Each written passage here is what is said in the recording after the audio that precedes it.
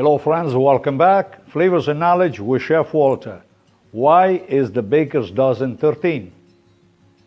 If you request a dozen eggs from your local shops, or perhaps a dozen steaks from your preferred butcher, you will almost certainly receive 12 of your chosen items.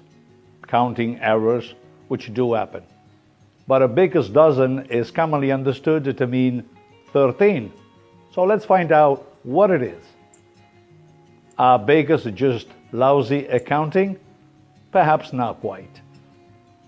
There are a few theories as to why a baker's dozen became 13, but the most widely accepted one has to do with avoiding a beating. In medieval England, there were laws that related the price of bread to the price of the wheat that was used to make it. Bakers who were found to be cheating their customers by overpricing undersized loaves were subject to strict punishment, including fines or flogging. And even with careful planning, it is really difficult to ensure that all of your baked goods come out the same size.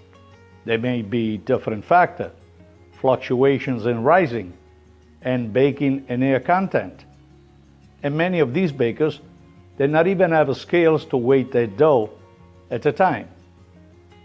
And so for fear of accidentally coming up short, they would throw in a bit extra to ensure that they would not end up with a surprise flogging later on. In fact, sometimes a baker's dozen was even 14, just to be extra sure. And that does it for this edition of Flavors and Knowledge.